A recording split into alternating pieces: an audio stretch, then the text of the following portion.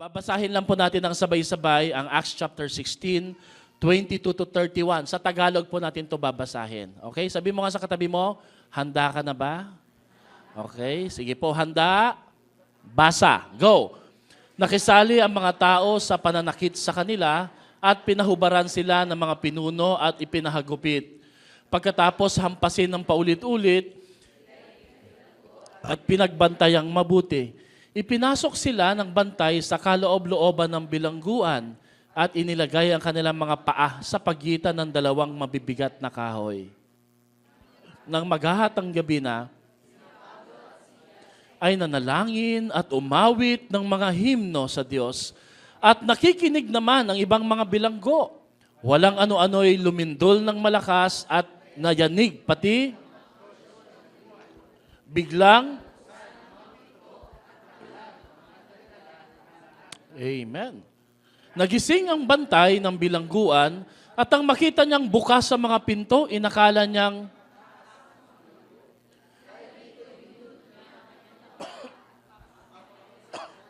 ngunit sumigaw si Pablo, "Huwag mong saktan ang iyong sarili, narito kaming lahat."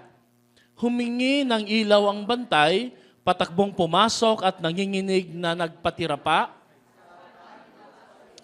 Sila'y inilabas niya at sinabi, "Mga Ginoo, ano po ang dapat kong gawin upang ako'y maligtas?" Sumagot naman sila, "Sumampalataya ka sa Panginoong Hesus at maliligtas ka, ikaw at ang iyong sambahayan." At ang salita ng Panginoon ay pinahayag niya sa kanila at sa lahat ng nasa kaniyang bahay. Pinagpala ng Diyos ang pagkabasa ng kanyang salita. Makakaupo na po tayo. Good morning po sa ating AM service. We are so thankful, grateful about isa po sa inyo. Alam niyo po, ito pong series natin ngayong buwan ng November. We call it the Noble November. Napaka-powerful po, inspiring. Sabi nga ni Pastora kanina, it's a reminder na yung mga nami-miss natin ay napapaalalahanan tayo ngayong buwan na ito. Lalo yung maliliit na detalye, nati-take for granted natin. And because this is a month focused on Thanksgiving, tayo po ay ibinabalik tanaw ng Panginoon sa mga bagay na ginawa niya at ginagawa na niya sa kasalukuyan sa ating buhay. You know, ang tao po na hindi marunong magpasalamat, lagi siyang magrereklamo, mapupuno po siya ng pagdududa. At higit sa lahat, magiging miserable ang buhay niya dahil ang nakikita lang niya ay panay mga pangit. Subalit hindi po niya nakikita ang katotohanan na may ginagawa ang Diyos sa buhay po niya. So I encourage you to continue to tell your stories of thanksgiving to other people. We witness one person a day. We share our testimony. And higit sa lahat, kahit sa social media, we post our appreciation. Nasa day, ano na po ba tayo? 16? 17 na po, no? Sa day 17 po natin, I think ang verse po ay nasa Psalms, tama, no? Ay hindi, Proverbs po pala, panatilihin po natin ang atin pong pagpapasalamat. We do our devotion, basahin niyo po yan. We are so thankful sa multimedia, kay Perth, maging kay Ate Christine na tinagalog po talaga ang ating mga devotion. So I hope we really do at sabay po tayo sa atin pong Tales of Thanksgiving. No? Alam ko po na merong bagyo, pero may ipapakita lang po ko sa inyong picture. Mag-pray po tayo, pero wag po tayo mag-aalala dahil ang pangalan ng bagyo? Pipito. No, nauna na ata si Elsa. Si Elsa kasi asawa ni Pipito. No? Pero ito po'y biro lang, hindi natin minamaliit yung bagyo, just to lighten up the mood. No? Huwag ho kayo mag-alala, ang Pilipinas na ang nag-adjust. No? Nung darating si Pipito, yumuko na po ang Pilipinas. No? Hindi niyo po ba napansin? Of course, joke lang po iyan, hindi ho tayo nagmamak, no? Lalo na po dun sa mga tatamaan. Pero ang point ko po diyan ay, pag may bagyo sa buhay, sabi mo nga sa katabi mo, ikaw mag-adjust. Ready, go. Ikaw. Okay, di ba? Ang Pilipinas nga nag-adjust, no? Ngayon ko lang na-realize, parang baka pala ang bansang Pilipinas, no? Ngayong umaga na to, we're going to talk about Tales of Thanksgiving. Pang ilang buwan na po ito? Pang ilang linggo? 4, no? Tama? 5 3 pa lang ba? 4 na. Kasi nauna ako, pastora, sumunod ako last Sunday, pang-4 na ngayon. Tama ba? 3 pa lang ba? First pala siya ang iniisip ko yung yung nakaraang buwan. Okay, sorry. My mistake, no. Tama, 3. Pangatlo po na installment, ang pamagat po na ating pag-aaralan ngayon, from prison to praise. From prison to praise. Everybody say, from prison to praise. Mula sa kulungan, patungo sa kagalakan. Sabay-sabay natin sabihin yan. Mula sa kulungan, patungo sa... Okay, may tanong po ako sa inyo. Sino sa inyo dito ang nakulong na? Sana naman po, hindi pa po, no? Pero kung sakali man ay hindi naman po nakakahiya, no? Saka yung katotohanan nandito ka na, ibig sabihin, nakalaya na, no? Sino dito nakapasok na sa kulungan? Ako, nakapasok na po ako, no? Medyo hindi ho maganda ang pakiramdam kapag tayo po ay nasa kulungan. Kasi ang kulungan po ay isang picture po ng confinement, pagla-lock up ng isang tao, no? But here's my question, no?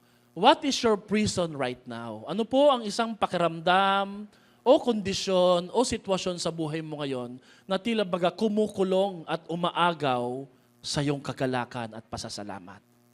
Let me tell you a story patungkol po sa isang kwento sa isang favorite ko na author na si Max Lucado. Meron siyang ikinuwento patungkol po sa isang parakeet, isang uri po o breed ng parrot. Ang parrot po ay may kakayahan po na maturuan magsalita, umawit, kumanta. Ang pangalan po ng parakeet na to or parrot ay si Chippy. Everybody say Chippy. Si Chippy po ay mahusay, magaling po talaga na umawit. Paborito po siya ng kanyang amo dahil tuwing umaga po ay talagang naglalabas po siya ng napakaganda po na tinig na tila baga nagbibigay hinahon sa kanilang tahanan. One time, ang kanyang amo po ay naglilinis po ng kanyang hawla, cage, gamit po ang isang vacuum cleaner. Of course, na hihigo po ang mga dumi, ang mga dung or manure ni Chippy. Pero dahil abala po ang kanyang amo sa pakikipag-usap sa cellphone, dapat di talaga nagsa-cellphone, no? Hindi po niya namalayan, nahigo po pala ng vacuum cleaner si Chippy mismo sa loob ng vacuum. Ang ibig sabihin po, bukod sa nahigo po siya, nahaluan si Chippy din po ng mga sama-samang dumi na kasama po yung manure na naroroon po sa hawla. Hinanap po ng kanyang amo kung nasaan si Chippy. Nakaramdam po siya na merong kumikislot po sa loob ng bag ng vacuum cleaner. Kaya ang ginawa po ng among ito ay dagli po niyang binuksan at nakita po niya ang kawawang parot. Talaga pong lamyang-lamya, ang dumi, nakalabas yung dila na para bagang mahihimatay at mamamatay na. Kaya ang ginawa po ng amo na to, nagmamadali, natataranta, binuhusan po siya ng malakas na tubig galing sa hose. Siya po ay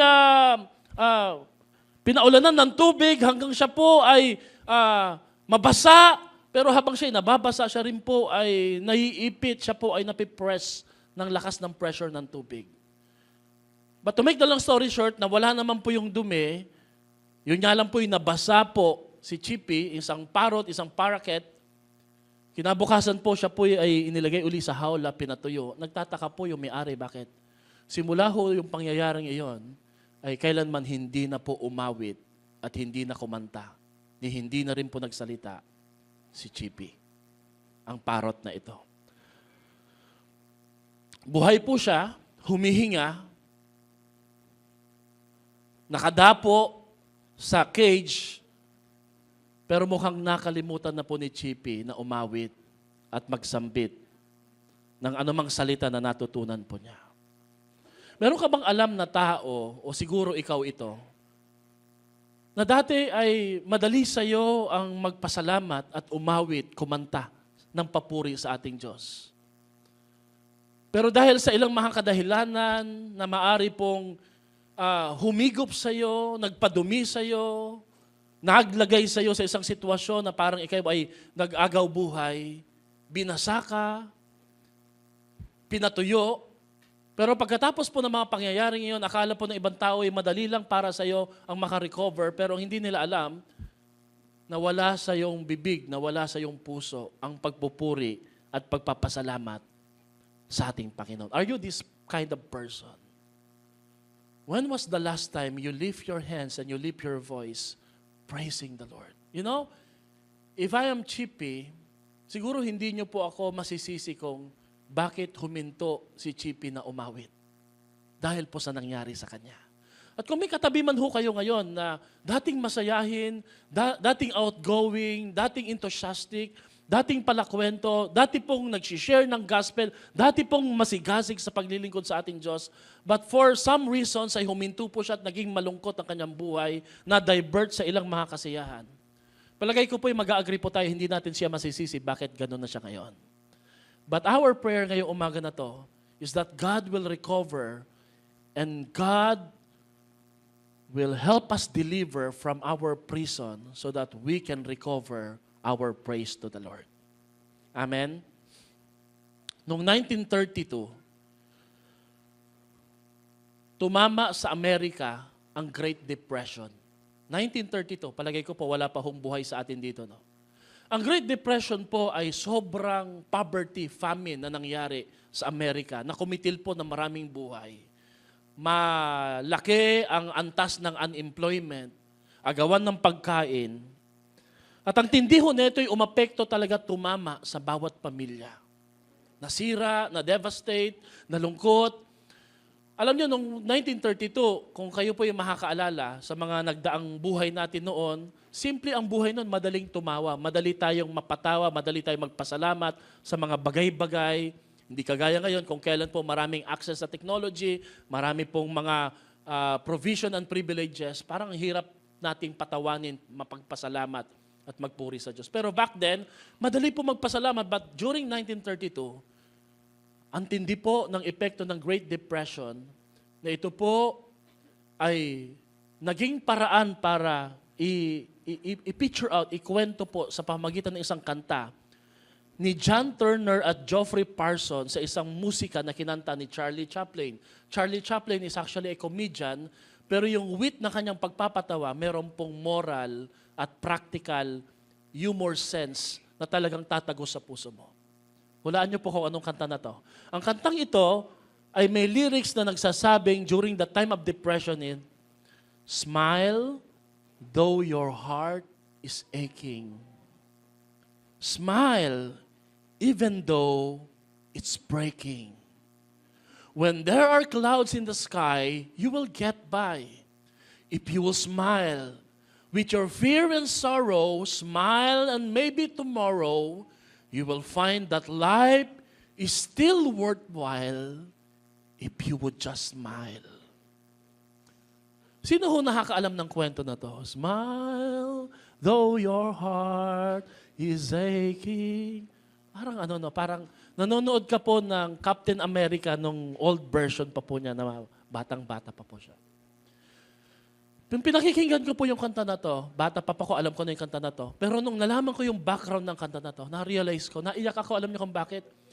I could just imagine po yung hunger, poverty, at famine na nararanasan ng bawat pamilya. May dala silang cup, nanghihingi sila ng pagkain sa pila, nag-aagawan. Sobra pong hirap ng buhay. Alam niyo, mahirap pong ngumiti kapag matindi ang iyong pinagdadaanan. Pero just like what Charlie Chaplin sang, you will find that life is still worthwhile if you would just smile. Sige nga po, bigyan mo nga ng matinding ngiti yung katabi mo. Sabi mo sa kanya, kahit mahirap ang buhay, ngiti lang tayo ate, ngiti kuya.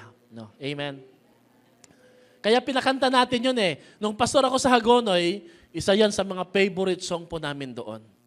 Kagabi, kinakanta ni kahapon, kinakanta ni Jihaya. Ang intindi niya ay, hindi na ate, hindi na kuya. Maganda boses ni Jihaya. Kamali ako, sabi ni Jetro, ako din po. Akala ko po hindi na ate, hindi na kuya. No? Mga kapatid, you would find out that habang ikaw ay tumatagal dito sa mundo, sino dito 15 years old, 12 years old pababa? Taas nga pong kamay.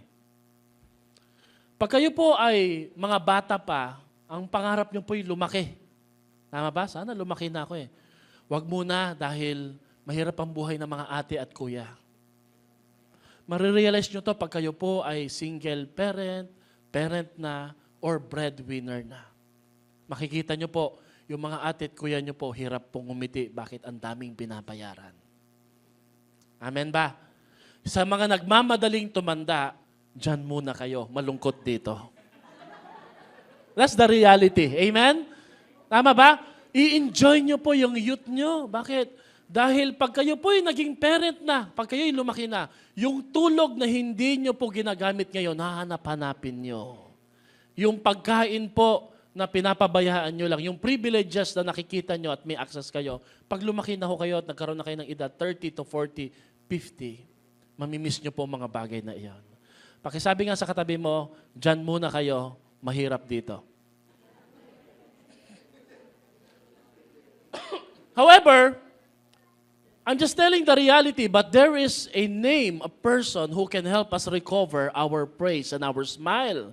And that name is none other than Jesus. He has a great promise. At alam niyo mga kapatid, hello, Jesus wants you to praise and smile again and sing again for His greater glory. Amen? Ang sabi po ng Panginoon sa Psalms 98 verse 1, panawagan ni David, basa nga po natin ito ng malakas. Ready, go. Sing to the Lord a new song, for He has done marvelous things in our life. Alam niyo po yung tinutukoy po na new song dito. Everybody say new song. New song in the book of Psalms, that not necessarily mean bagong kanta, kundi lumang kanta. Pero kahit luma yung kanta na yun, halimbawa, mahal na mahal kita, Panginoon, habang buhay papupurihan ka. Luma na siya pero pag kinakanta mo, laging may bagong karanasan. May laging bagong paalala ang Panginoon na talagang ano man ang mangyari, ano man ang pinagdaanan mo, mahal ka niya at habang buhay, handa mo siyang purihin para ngalan sa iyong buhay. New song is not just an experience of that song, but an experience of God's faithfulness to your life and a commitment that you will follow and serve the Lord no matter what in your life. So when we say in the book of Psalm, the Lord put a new song in my heart, it means you find ways despite of difficulties to praise, to smile, and to worship again sa ating buhay, ang ating buhay ng Panginoon.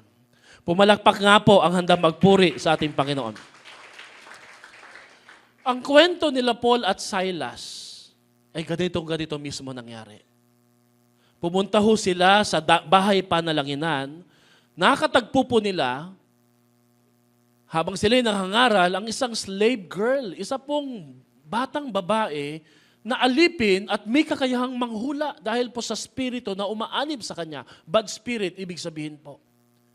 At habang sila po ay naglalakad, sumisigaw po ang batang babae na ito.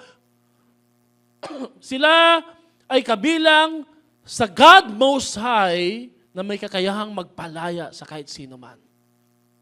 Mukhang sa kabila po ng evil spirit na nasa kanya, mas naghahari pa rin po ang katotohanan na kinikilala ng evil spirit na to. Ng spirito na naghahari at sumasama kina Pablo at Silas ay ang totoong at tamang spirito, ang spirito ng buhay na Diyos. Kaya sa sobrang ingay po na ginawa na commotion ng batang babae na ito, hinarap siya ni Pablo at Silas at sinimulang ipanalangin. At nung siya'y simulang ipanalangin, umalis ang masamang spirito sa batang ito. Sinasummarize ko lang po kasi mahabang kwento to eh. Nang ibig sabihin po, ang sumasanib sa kanya na evil spirit ay nawala, ang babaeng ito na alipin ay nakalaya. Purihin ang Panginoon. Siya po ay matagal nang ginagamit at kinakasangkapan ng kanyang amo para pagkakitaan ng pera. Dahil tuwing siya'y nagbibigay hula, gamit po ang evil spirit, by the way, lahat ng panghuhulay hindi magmumula sa Diyos. Ito ay laging magmumula sa masamang spirito. Naghalit po ngayon ang kanyang amo nung nalaman niya na hindi na siya magkakapera sa pamamagitan niya. Bakit? Wala na yung spirito na nagbibigay sa kanya ng kakayahan para manghula. Kaya hinatak po ng among ito si Pablo at Silas kasama pong ilang mga alipin at dinala po sila sa marketplace sa pamilihang bayan. Naglagay po siya ng mga accusation, false accusation, banta, palibhasa siya'y influential, nakumbinsi po niya ang mga tao, pati po ang mga Hudyo, na hulihin at dakpin si Pablo at Silas kahit wala naman silang kasalanan. Sa isang minuto, si Pablo at Silas nahangiti, nagpupuri, nangangaral ng mabuting balita. Yung sumunod po na minuto, sila po ay hinuli dinakip. Tinalian ng kamay, lalong-lalo na po ang mga paa. Hinagupit po sila ng latigo ng matindi. Palagay ko po kahit kayo siguro mawawala po ang ngiti at awit sa iyong puso sa mga ganong klaseng pagkakataon. Amen po ba doon, mga kapatid? Paul and Silas had experienced an unjust treatment, unfair accusation, and persecution. Nasa kanila lahat ng dahilan para hindi na umawit at kumiti. Pero ano po ang lesson na pwede nating makita sa kwento po ni Pablo at Silas? Much as I would try na maging theological sa pagtuturo, pero gusto po natin, may practical sense din. Bakit? Hindi naman lahat tayo Bible school student, di po ba? So dito po isisimplihan lang po natin ang pag-aaral. Okay lang po ba? Sino ho dito nabibless po every time na ipinapangaral ang salita ng Diyos every Sunday? Pumalakpak nga po sa ating buhay na Diyos. Siguro po ang mas magandang tanong, hindi lang po nabibless kundi naiintindihan po ba natin, nasusundan natin, nakaka-relate po ba tayo?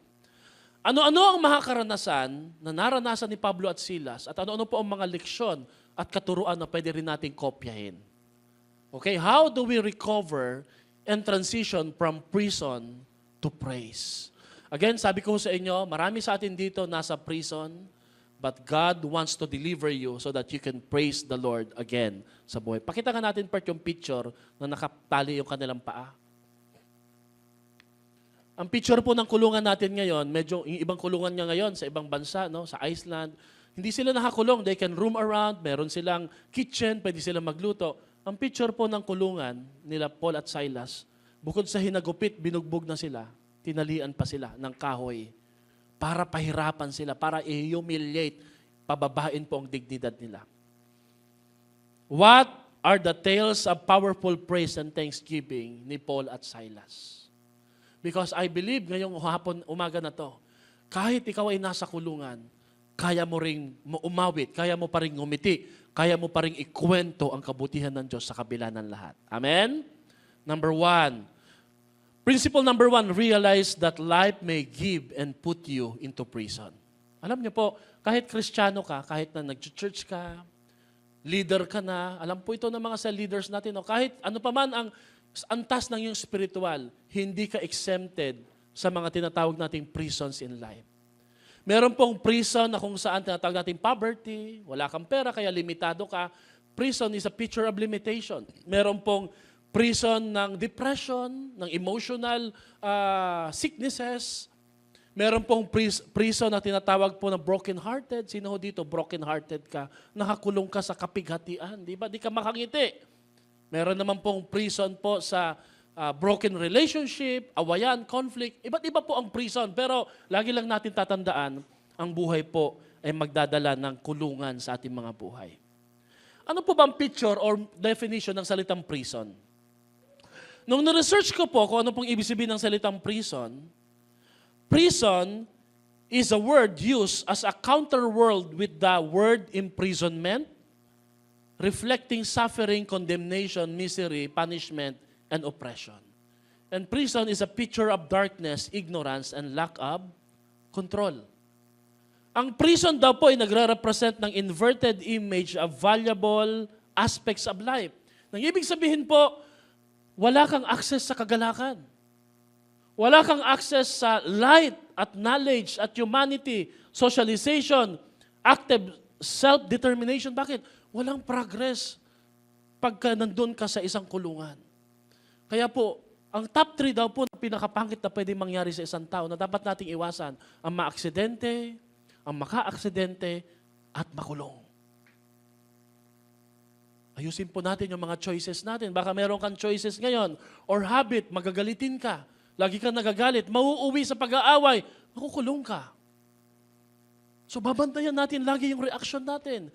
Meron tayong mga sinasamahang mga tao na mukhang masaya sa una, pero ito ay isang daanan o pathway papunta po sa kulungan. Mag-iingat po tayo sa mga grupong sinasamahan natin. Baka meron ho dito nalululong po sa sugal, nalululong po o involved po sa mga scam, mga cryptocurrency, mga investment. Baka mamaya ikaw yung pinaprant, nagpipirma ka, nagagaranti ka. Mga choices po na gagawin mo, baka mag-uwi sa'yo sa prison. I'm just saying, babantayan natin lagi ang ating mga sarili. Sabi mo nga sa katabi mo, watch me. Hindi ba sabi niya, watch me weep? Hindi po. Prison is dark. Alam niyo po, pag meron kang emotional prison, madilim. Kahit nasa isang lugar ka na malaya, madilim po ang itsura nun. Kaya, hindi natin maintindihan isang taong may depression kung tayo po hindi pa dumadaan sa depression. Because it may seems bright sa harapan mo, pero sa harapan nila, madilim. Wala silang pag-asa. Prison also is discouraging and it will make you doubt. Magdududa ka kahit gaano ka katatag sa iyong pananampalataya. Amen po ba doon? Sino po nakaka-relate dito? Sino ho dito nakulong na sa isang kalagayan? Halimbawa, meron kang babayaran, may responsibilidad ka, if you're a student, nalagay ka sa alanganin, hindi mo alam kung anong gagawin. Hindi ka naman nakakulong physically, pero it is as if ikaw ay merong invisible prison that limits your life and takes away your smile and your joy. May tanong po ako sa inyo, mahirap po ba yung pinagdaanan nila Pablo? Yes. Bukod sa sila'y kinulong na, isipin nyo mga kapatid yung unjust treatment saka false accusation. Paano ho nila dinala ang kaisipan na paano nauwi kami na kami ay kriminal? Hindi naman kami kriminal. Habang sila'y nasa kulungan. Nilagay ko po yan, I hope nilagay po ng mga kapatid natin dito. When Paul and Silas were chained and imprisoned, nilagay ba natin yan mga kapatid? They were confined and humiliated. So hindi lang sila kinulong, sila po'y pinahiya din. Alam niyo po, back then, mataas po ang respeto natin sa dangal. Hindi kagaya ngayon, mali na ginagawa, nagpo-post pa sa Facebook. Noon po yung konsepto ng shame at honor, napakataas. Naalala niyo po, may isang general na balita lang na siya involved sa corruption?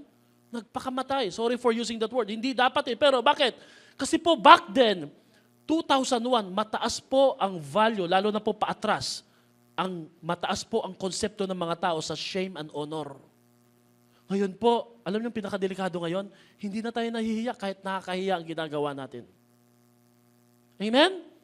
So sa kanila, nung time na yon, mataas po ang dignidad nila. Yung, naalala niyo po dito, yung machismis ka lang kahit hindi totoong ginagawa mo. Mapapahiya ka na di ba? Amen ba? For example, sa school lang, di ba? Parang may umutot. Uy, hindi ako yun hiya ka na, di ba? Ngayon, siguro yung iba, palakasan pa, di ba?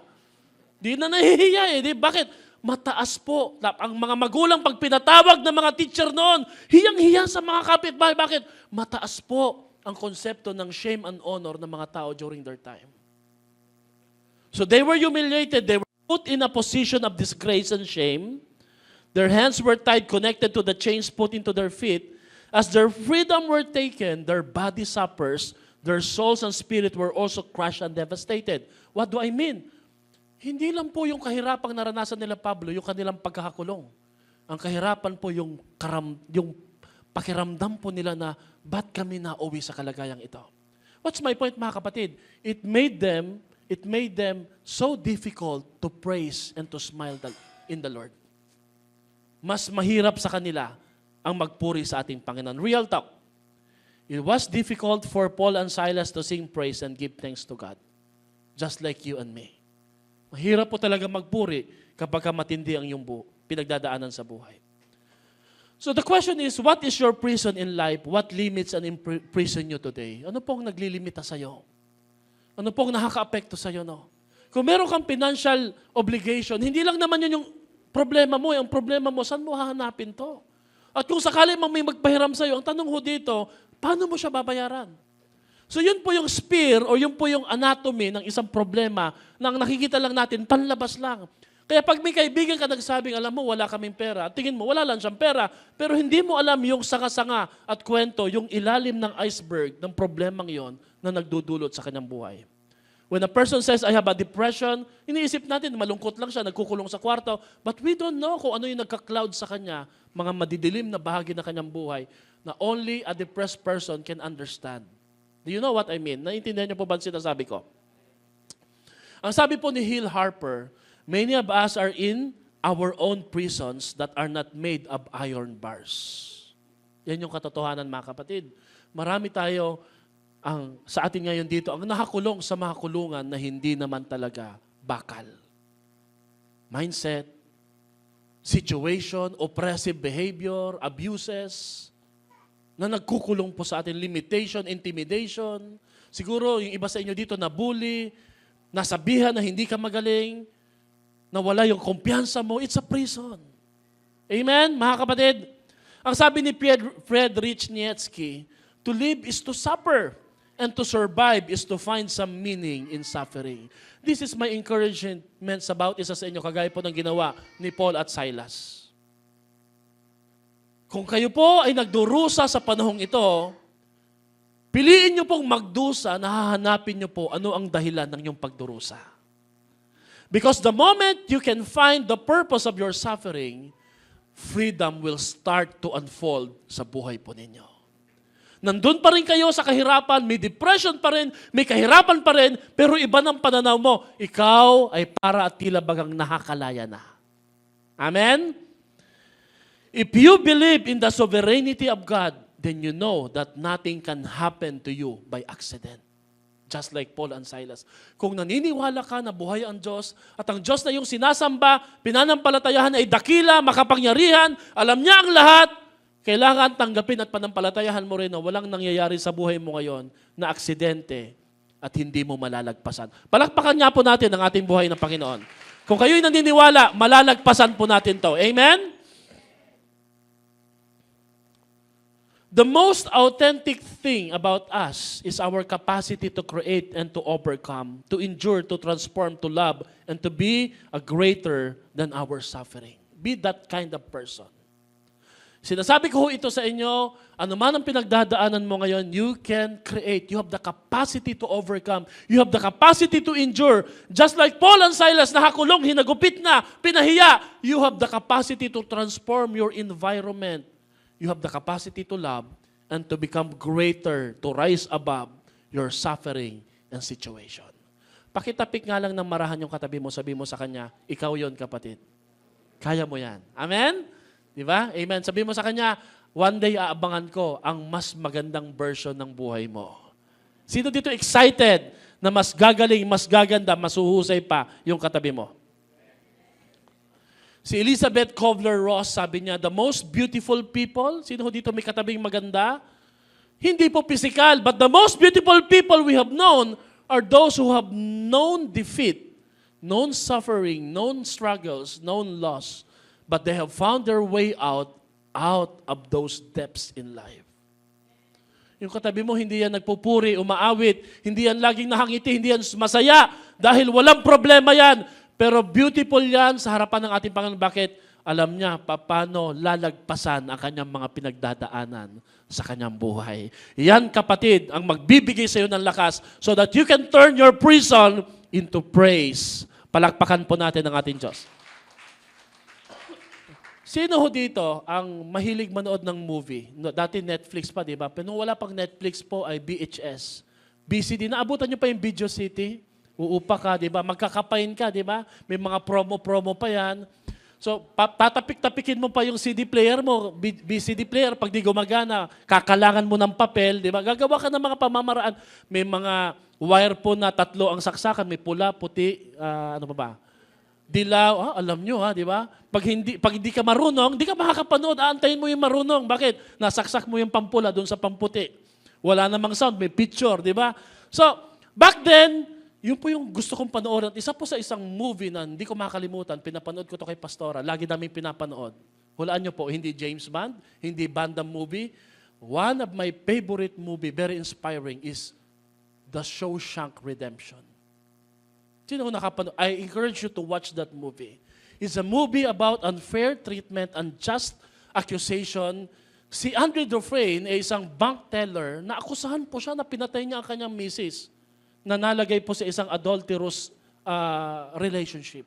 Na siya daw po'y bumaril, siya daw po ang pumatay. Nakulong po siya mula po sa isang matino at maayos na buhay, tahimik. Siya po'y ikinulong. At naroon po doon sa kulungan, he spent 30 years in that prison. May mga warden po na binubugbog po siya. Kasama ho niya doon si the masterpiece, the great actor Morgan Freeman. Bata pa po siya doon. Napakahusay po. And then, meron pong warden, meron pong mga jail guards po na talagang kinakastigo siya. At mga kurap. Ginagawan po sila ng mga insurance, mga form. na hindi po dumidiretso sa kanila ang pondo, dumidiretso sa wardens. Ayoko na ikwento, kayo na lang manood, pambira. 2 hours kasi ito, matatagalan ako pag tinuloy ko yung kwento, di ba? Pero watch that movie because he was able to escape on that prison. Okay? Kaya ang ganda. Hindi siya ganyang action-action, pero I encourage you, mamayang gabi, dala kayo ng popcorn. Pag walang pasok bukas, malay nyo, makakapanood kayo mamayang gabi. Amen? Sino dito nagpe-pray na walang pasok? Meron kasi siyang isang kakosa na nagbabalak na pong magpakamatay. Si Tim Rubens, played po niya yung role ni Andre Dufresne. Nag-usap po sila at lumabas ang isang famous line na mahalaga pag ikay nasa prison sa buhay mo ngayon. Hello? Sabi niya, I guess it comes down to a simple choice really in life. Get busy living or get busy dying. Ang sabi po I think it's Morgan Freeman na nagsabi, sa lugar na kung saan nakakulong po tayo, dalawa lang pwede mong isipin. Magpakaabala ka, paano ka magiging malungkot, paano ka madidevastate, madidiscourage at mamamatay. Di ka naman makakalaya eh. Or get busy living your life day by day. And that is my encouragement sa inyo ngayong umaga na to. May pag-asa po sa ating buhay na Panginoon. Palakpakan natin ang ating Diyos. Pangalawa, yung iba po, mamayang hapon ko na i-share. Kung gusto niyo pong malaman, bumalik po kayo mamayang hapon. Principle number 2. Remember, you can learn to respond in prayer and praise. Wow! Bukod po sa medical, pa-doktor ka, punta ka sa mga expert, punta ka sa mga psychologist, counselor, kung may sakit ka, lapit ka sa mga life coach, lapit ka sa mga doktor, pero bukod ho doon, lapit ka sa Diyos. Kasi bukod po sa mga doktor, ang Diyos ang may kakayahan para palayain ka sa kulungan na nilagay sa iyo ng kaaway. Sino dito naniniwala kaya ng Diyos na palayain ka? Amen? Acts chapter 16:25, about midnight, everybody say about midnight. Anong Tagalog ng midnight? Hating gabi. Okay, hinati yung gabi, di ba? Bakit hindi binuo? Hinati pa, di ba? Okay, anyway, hating gabi, midnight, anong ginagawa po ng katabi mo pag midnight? Naghihilik. Natutulog. Hindi po, hindi pa natutulog pa. Nagbabrowse pa, di ba? Nagpapaantok. Nagpapaantok, alas 4 na natulog. Okay? Maghating gabi na, anong ginagawa ni Pablo at Silas? Sila ay nananalangin at umaawit ng hymns. Okay? Worship song sa ating Diyos. At nakikinig naman ng ibang mga bilanggo. Alam niyo po ba kung anong tawag ko dito? Paul and Silas developed and constructed a theology at midnight. Hindi sila theologian, hindi sila nag-aral sa Bible school, pero nakabuo sila ng isang matibay na paniniwala, kumbiksyon patungkol sa kung sino ang Diyos at kung anong kayang gawin ng Diyos sa kanyang buhay sa gitna ng isang kulungan at midnight. Nakadevelop po siya ng isang theology. Alam niyo po ba mga kapatid that midnight is not full night time? Kala natin pag midnight, sino ko dito? Alam, narinig natin to sa mentoring. Ikaw ba yun, Lynn? Ayun, siya yung naalala ko, di ba? Si Pastor Joel Montes yata, nag-preach yun, di ba?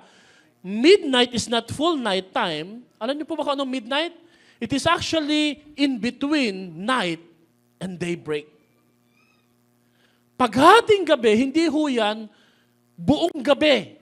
Hello? Yan po ay nahati sa gitna ng gabi at pagbubukang liwayway. Kailan tayo madalas tirahin ng kaaway, palungkutin, dalhan ng kalungkutan, doubt at depression at midnight.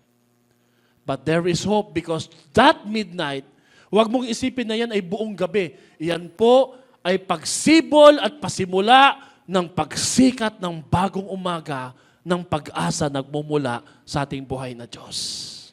Amen? Ano pong kaibahan ng 12 noon, tanghaling tapat, sa 12 midnight? Hindi siya tinatawag po na 12 p.m. 12 a.m. Kasi nga po, pasimula na siya ng bagong umaga. Kung ikaw ay nasa bahagi ng iyong buhay, madilim na kulungan, malungkot, alam niyo, ang problema sa midnight, it's dark and silent. Wala nang nagsasalita. Tahimik na. Kung kayo po yung taga-bukid, kuliglig maririnig mo. Di ba? Kuliglig nga ba? Kuliglig yata. Meron ba nagkukuliglig? Hindi, kuliglig yung cricket, tama sa Tagalog, no? Kuliglig lang naman yung umaandar, no? Sa Hagonoy po pala yung kuliglig pagbaha. Midnight may seems dark, deep, and extended nighttime. It may be silent and scary, but it is the start of the coming daybreak. Kapatid, hope and help is coming in the Lord. Have you ever asked this question, Lord, hanggang saan? Hanggang kailan matatapos to? Sino ho dito, nandun ka sa mga metaphorically symbol po ng midnight, parang hindi natatapos na problema. Ang tinuturo sa iyo ng Diyos, paparating na ang bukang liwayway sa buhay mo. Ang pag-asa na nagmumula sa ating Panginoon. Ni-research ko po ito eh. Is 12 midnight the next day?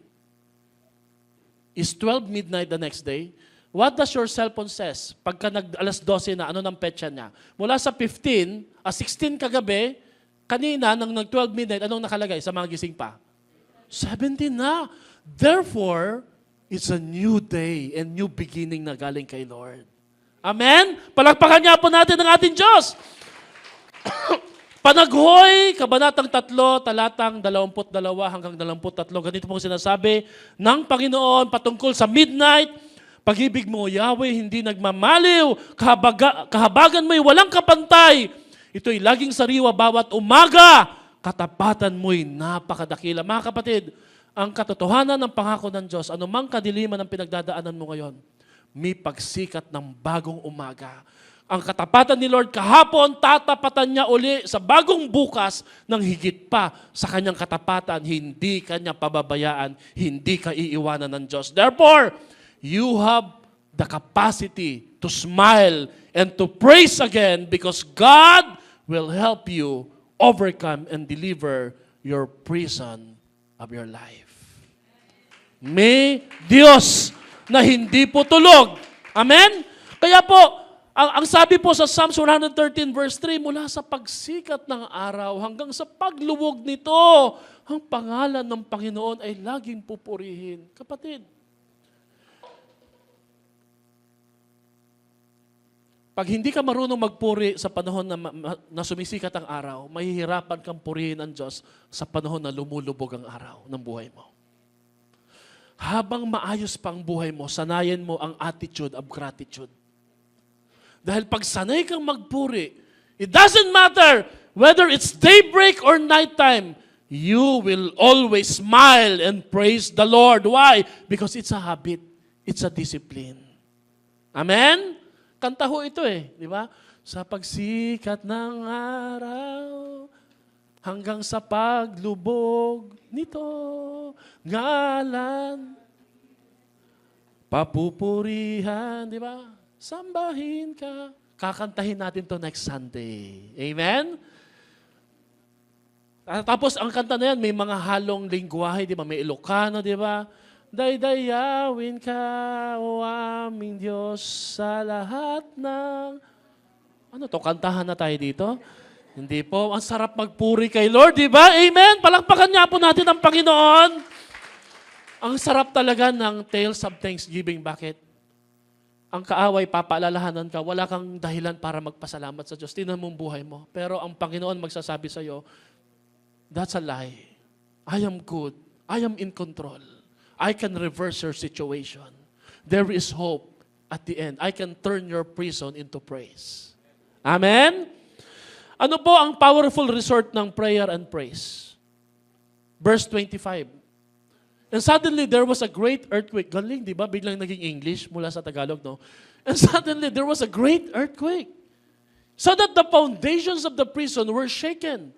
And immediately, everybody say immediately, all the doors were open and everyone's bonds were unfastened. Lahat, hindi lang po sila Pablo at Silas, pati po ang mga ibang mga preso, yung sige-sige, komando, Batang City Jail, nakalaya. Pero hindi po sila nag-riot. The power of praise and worship is, number one, praise must be personal. Baka mamaya, sanay ka lang magpuri pag nasa church, pag nasa bahay na, di ka makapagpuri, di ka makapagpatugtog, di ba? Ang pinapatugtog mo lagi sa bahay mo, amen.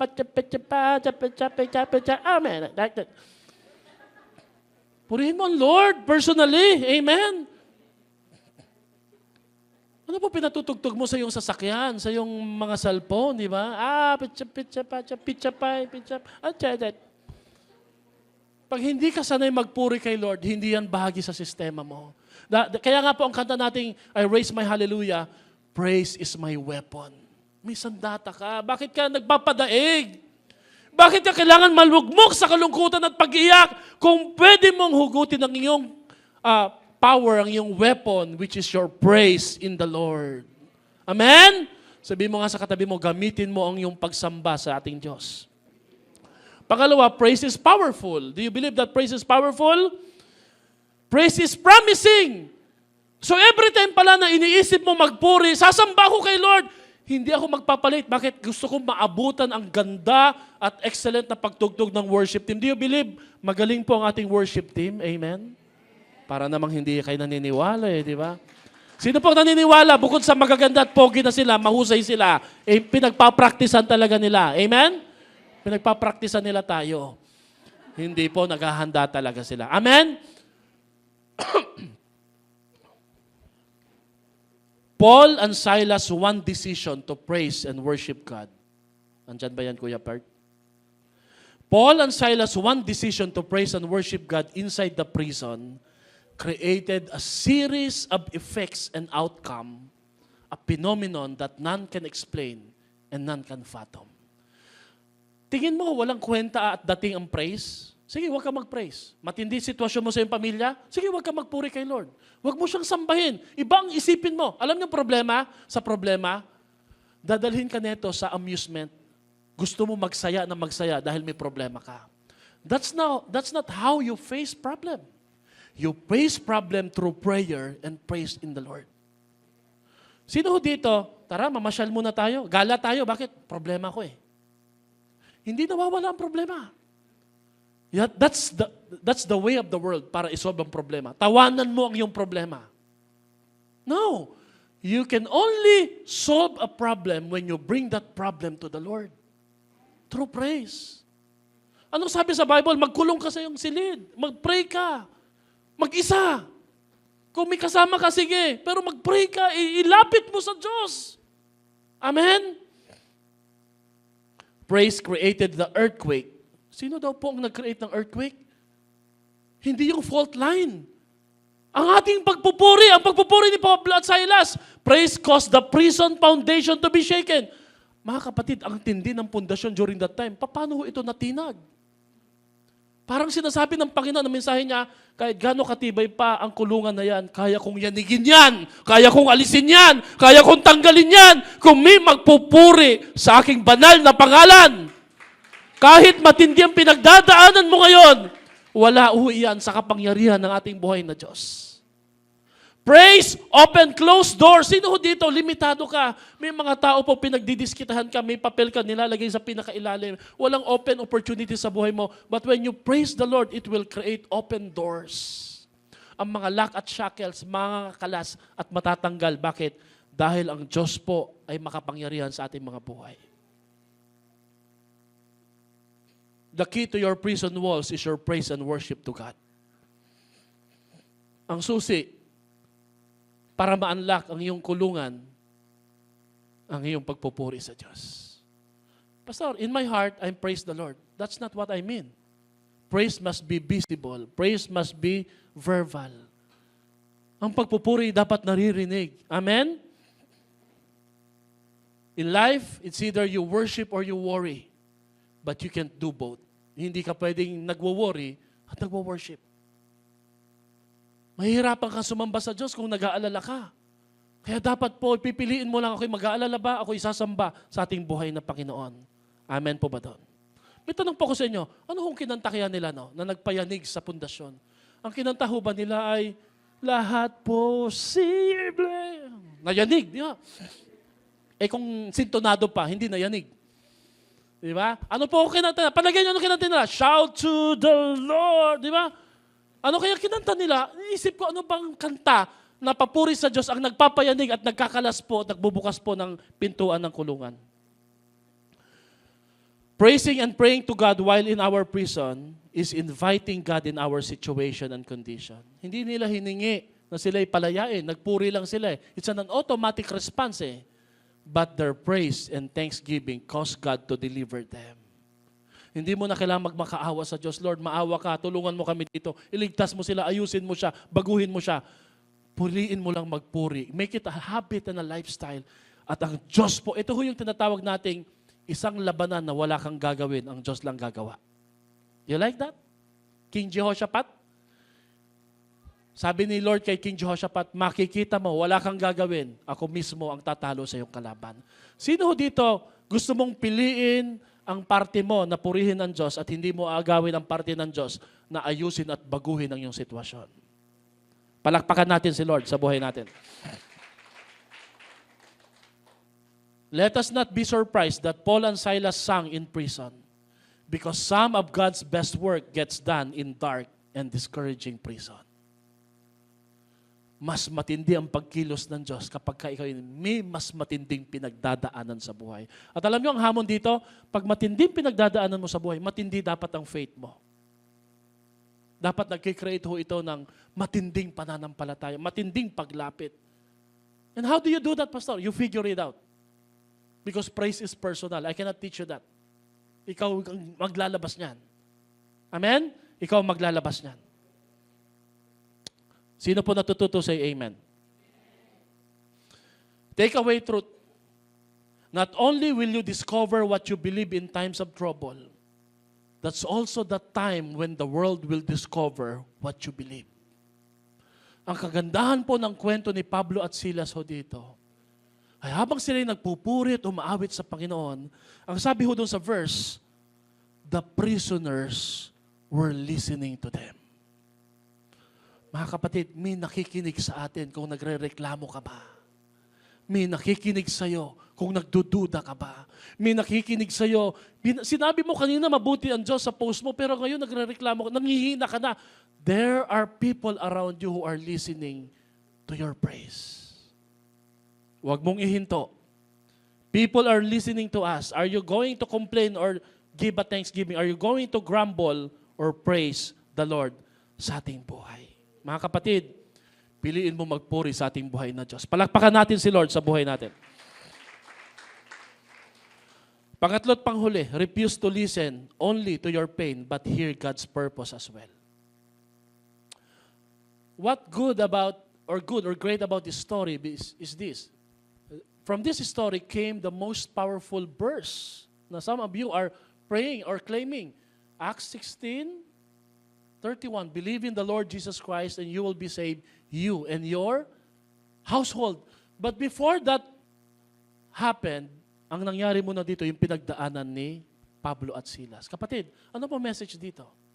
Pwede kang gamitin ng Diyos sa kanyang layunin kung hindi ka masyado magpo-focus sa iyong pain. Because even if you are in pain, God can still use you as you continue to take heed and listen to God's purpose sa buhay mo. Si Pastor Albert po ba yung nakakapagpastor, nakakapag-preach dahil walang problema? No, we're in pain. We are always experience a lot of pain. But despite of that pain, we are giving it to the Lord and God is using us kabila ng ating kapalpakan at kahinaan dahil mabuti at dakila ang Diyos sa ating buhay. Amen? Pero kapatid, it does not mean that we're going to invalidate pain. Kasi po, what you don't feel, you won't heal. Andiyan ba yan? What you don't feel, you won't heal. You can't heal what you don't feel. Kailangan mong pakiramdaman at kailangan mong damhin, may nararamdaman ka. Sino dito nakakaramdam? Ng gutom, ng antok, ng pananakit sa likuran, di ba? Pag umaga, di ba? So, hindi gagaling ang isang hindi mo inaamin na may pain. Pero kapatid, don't waste your pain. Give your pain a purpose. Let God use and recycle that pain. Totoong sinabi ko na kailangan ramdamin mo ang pain, kilalanin mo, kausapin mo yung pain. Did you know that you can talk to your pain? Hey, pain. Ang hirap ng pinagdadaanan natin, no? Hey, anxiety, fear, worry. Hindi naman kita pwedeng pakalayasin because nasa bahagi ka sa buhay ko eh. You can talk to your pain and struggles. You can also guide and usher that struggle so that it will become you. And you will respond to that struggles, not that struggle will control you to respond in the wrong way. Did you know that you can do that? May depression ka? Depressed tayo, but ano kaya magandang paraan? Uy, hindi ko sinasabing naloloko ka na, kinakausap mo sarili mo ha. I'm just saying you can name your pain and talk to that pain. Hello? Sige, hindi nyo naintindihan.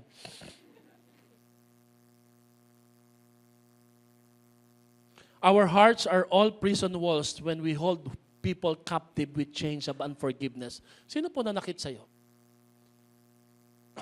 Ba't ko po sinabi yan, Pastor? Tandaan ninyo, ang siniran nila ng gospel at naligtas na buong pamilya, yung jail warden na humagipit sa kanila. Sige nga, ikaw yon, hinagupit ka, kinulong ka. Sisyaran mo ba?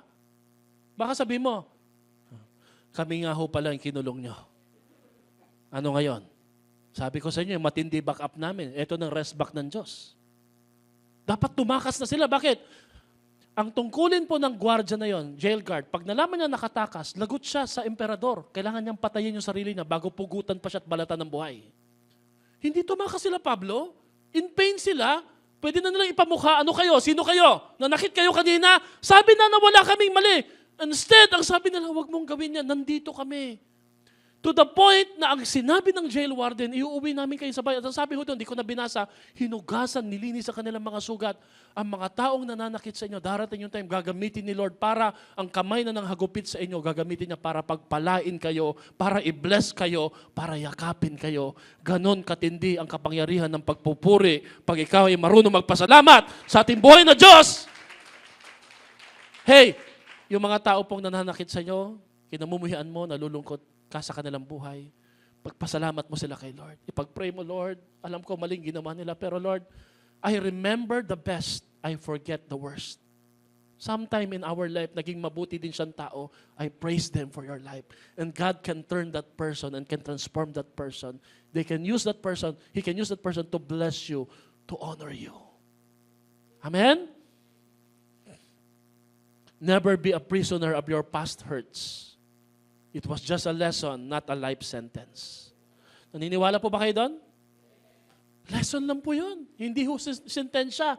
Kaya nga, di ba, may paglaya na mangyayari sa buhay mo. Few more and then we will pray. God's purpose is bigger than your pain. God's purpose is larger than your plans. God's purpose is brighter than any prison. Listen to God's voice and purpose, not just to your pain. Because what controls your ears will control your life. Huwag mong pakinggan yung hinanakit.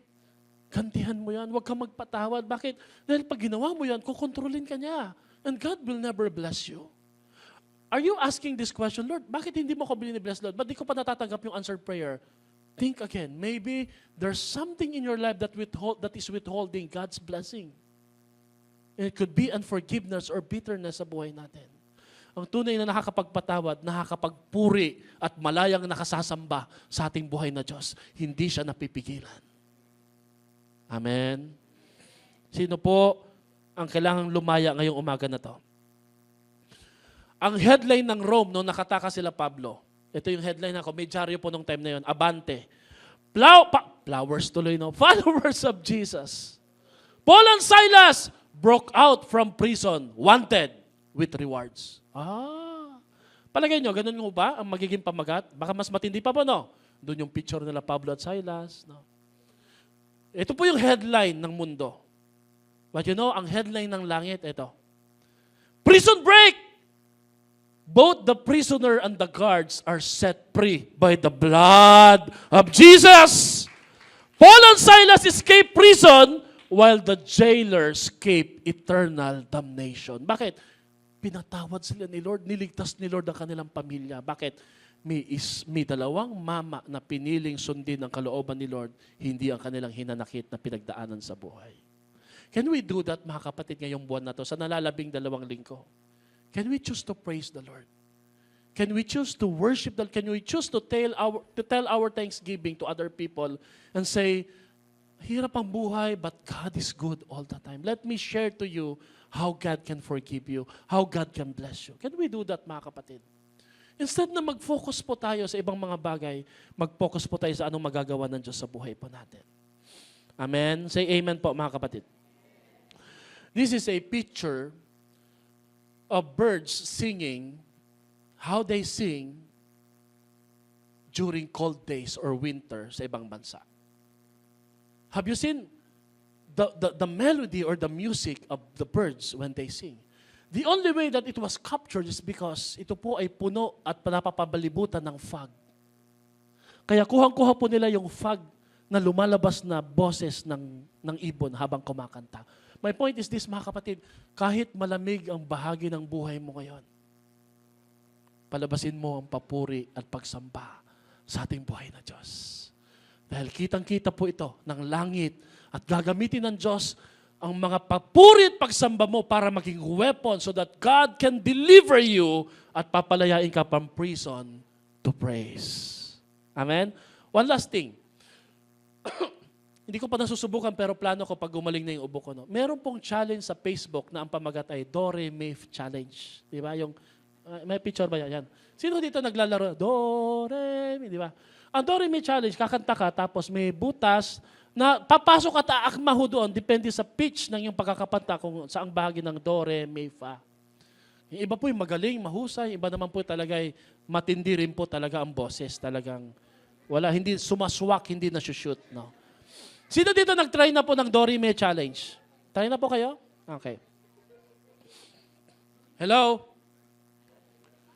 Kahit sintonado ang boses mo, kahit hindi ka tanggap-tanggap sa iba at sa katabi mo, anumang papuri na magmumula sa kaibuturo ng iyong puso, tatanggapin ng Diyos at gagamitin niya para palayain ka, para pagpalain ka, at para makalaya din yung ibang mga tao kung ikaw ay pipiling umiti at sumamba sa ating buhay na Panginoon. Can you do that, mga kapatid? Amen? Can we stand? Ngayong umaga na to, let's all stand at sambahin natin ang ating buhay na Diyos. Habang tayo po'y nakayuko, again, my question for you today is, what is your prison? Ano ang kumukulong sa buhay mo ngayon? Ano ang mga kulungan na nagiging hadlang at dahilan para ikaw ay malagay sa kadiliman, malagay sa discouragement, malagay sa pagdududa, at iniisip mo, wala na ang Diyos, pinabayaan na ako. But always remember this, mga kapatid. Your praise is the key. It's the key to unlock your prison doors sa buhay mo ngayon. Poverty, prison. Emotional prison. Sickness, prison. Spiritual prison. Psychological prison. God is good. God is great. God is powerful. He can deliver you from any kinds of prison. Kung ikaw po ay nasa bondage ng kahinaan, kasalanan, bisyo, kaya kang palayain ng ating Diyos. But you need to make a choice. Lord, my heart will sing praise to you. From north to east, kung gaano kalayo ang hilaga sa kanluran, ganun kalawak at kalayo ang aking papuri at pagsamba sa aking Panginoon. Taas mo ang iyong kamay at sabihin mo nga sa iyong sarili, mabuti ang Diyos. Tapat ang Diyos. Dakila ang Diyos sa buhay ko. Pupurihin, sasambahin ko siya hanggang ako'y may hininga, hanggang ako'y may buhay.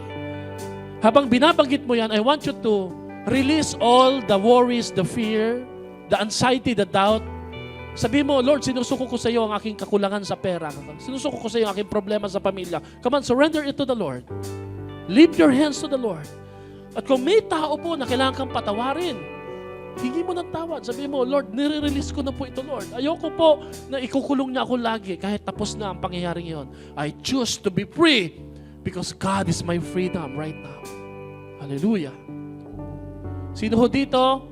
Sa kabila ng kanyang nararamdaman ngayon, naniniwala ka na pwede kang gamitin ng Diyos sa kanyang layunin para maraming maligtas. Ipagpapatotoo at ikukwento mo ang kanyang kabutihan sa buhay mo. Just say amen po. Say amen.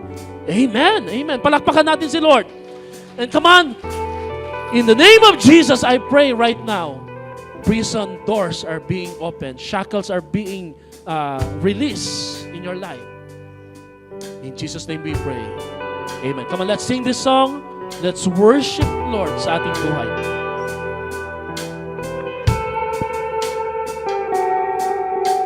So much to be thankful for. So much to be thankful for. Would I start? Many gifts to thank you for. Many blessings you've restored. Would I start? Praise abounding, mercy shining, waking up the dawn with light. Love that covers, grace that orders. This is what my heart will sing. Oh, my heart sings. Oh, my heart sings. Oh, my heart sings praise. Let everything that has breath, everything that has breath, praise the Lord.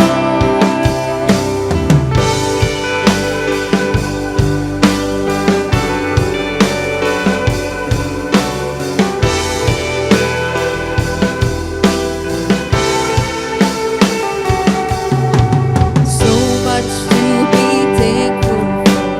So much to be thankful for. Would I start? Many gifts to thank you for. Many blessings you restore. Would I start? Grace abounding, mercy shining, waking up the dawn with light. Love that covers, grace that orders. This is what my heart will sing. Oh, my heart sings. Oh, my heart sings. Oh, my heart sings praise. Let everything that has breath, everything that has breath, praise the Lord. Oh, my heart sings. Oh, my heart sings. Oh, my heart sings praise. Let everything that has breath, everything that has breath, praise the Lord.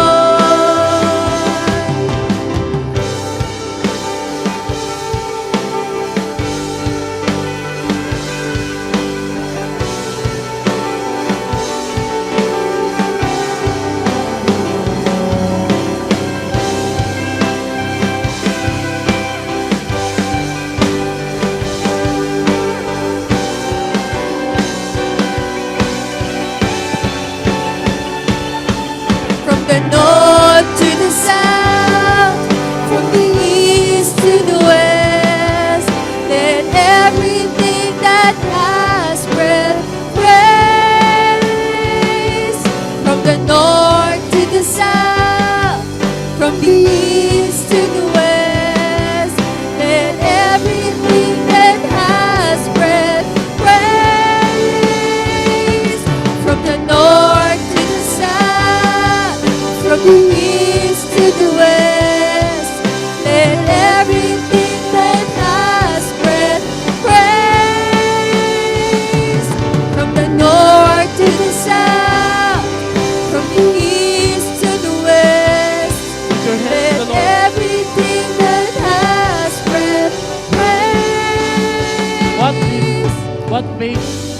Silas worship so powerful. Number one, si Lord.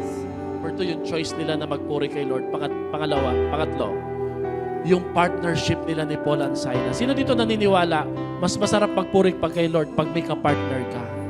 It's a communal praise, no? I want you to grab a partner right now, katabi mo. Sabi mo sa kanya, no matter what happened, we will praise the Lord as a family. Amen? Mangako ka na yung kapartner mo ngayon, ano man ang mangyari, sa traffic, magpupuri ka sa Diyos, hindi magmumura. Kahit mo may problema, kahit maraming requirements as a student, you will praise the Lord. Kahit di mo alam yung sagot, magpupuri ka kay Lord. Lord, walang posible. Lahat ng kasagutan sa exam ko, darating, Lord. Kahit mahirap ang buhay financially.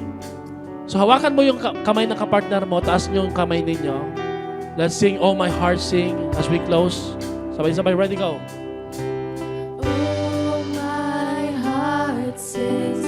Oh, my heart sings. Oh, my heart sings praise. Let everything that has breath, everything that has breath, praise the Lord. Let us pray, Lord. As we praise you, as we sing this song, Lord, we could hear the blessings of heaven rumbling down, pababa sa aming mga buhay. Lord, by faith, we could see, Lord, angels being released to guard, to bring provision sa aming mga buhay, Lord. Doon po sa mga nanghihina, nangangailangan ng kagalingan, walang-wala, nakikita po namin ang mga anghel ng langit na pinapadala, being discharged by the Lord Most High sa aming pamilya, provisions upon provisions, protection upon protection, favor upon favor, promotions upon promotion. Yung mga hindi namin nakikita sa aming mga mata, nakikita namin, Lord, nilalabanan ng mga anghel ang mga sagabal sa aming pagpapala, sagabal sa aming paglago, sagabal sa aming paglilingkod. Purihin po kayo, Panginoon. Even sa aming pagsunod sa inyo, sa 30 days of Thanksgiving, sa pag-share ng gospel, even as we prepare for our first fruit offering, we know, Lord, that you are helping us, Lord. You are helping us behind the scene. Dahil gusto nyo pong magawa at matapos namin ito. Dahil natutuwa kayo sa aming pagsunod. Purihin po kayo, Lord. We thank you for turning our prison into praise in the name of Jesus. And all the people of God, praise God. Palakpakan natin siya. Amen at amen.